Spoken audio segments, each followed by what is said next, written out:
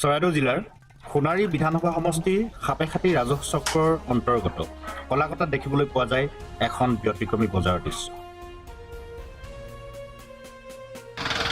মহিলা বজাৰখন আপোনালোকে কাহানিৰ পৰা কৰিছে ইয়াত? কিমান মহিলা আহিছে? যি সময়ত পৰিৱৰ্তনকামী বৰ্তমানৰ চৰকাৰখনে মহিলা সবলীকৰণৰ নামত বিভিন্ন আঁচনি প্ৰস্তুত কৰি উলিয়াইছে, সেই সময়তে সাপেখাতি, কলাকটা, চৰাইপুং, বৰহাট আদি গাঁৱৰ মহিলাসকলে নিজকে স্বাৱলম্বী কৰি তুলিবলৈ সজাই তুলিছে বিক্ৰেতাৰ ৰূপ। আপোনাৰ নাম?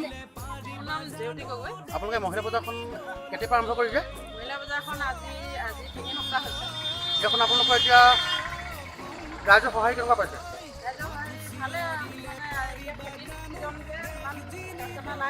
হয়।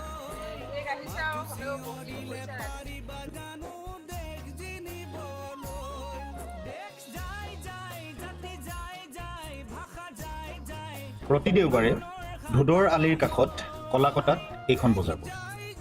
মহিলাসকলে অকল স্বামীৰ উপাৰ্জনৰ ওপৰতে নিৰ্ভৰশীল হৈ নাথাকি এইদৰে নিজেই উপাৰ্জনৰ পথ বাছি লোৱা প্ৰচেষ্টাক সকলোৱে আদৰণি জনাইছে। বাইদেউ, আপোনাৰ ঘৰ? কলাকটা। আপোনাৰ নাম? আপুনি কি বিকিছে? মাছ আৰু ব্ৰইলাৰ বিকিছে। আপোনাৰ ঘৰ?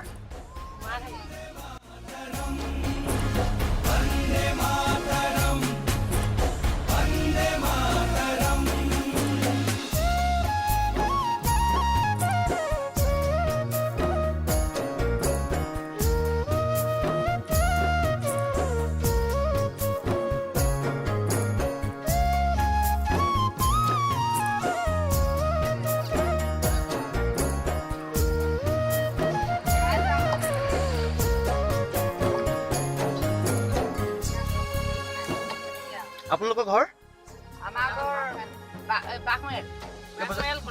আপোনালোকে এখন মহিলা বজাৰত বহা কেইদিন হ'ল? এইবাৰ প্ৰথম। যদি আছে মৰম দেখলৈ, যদি আছে মন আগুৱাই যাবলৈ,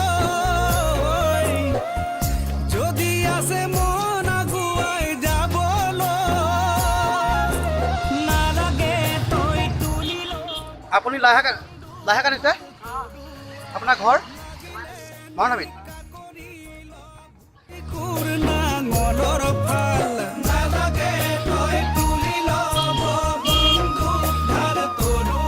আপুনি মহিলা সংগঠনৰ লগতো জড়িত।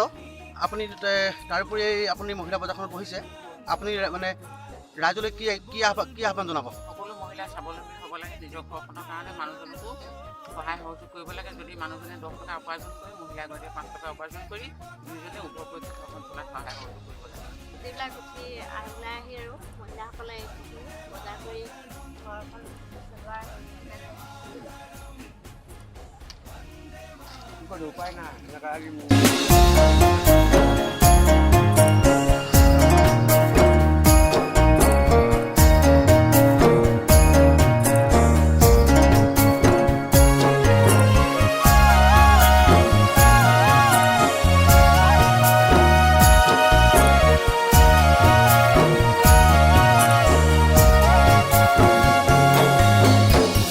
যদি আছে মন জাতি ৰাখিবলৈ,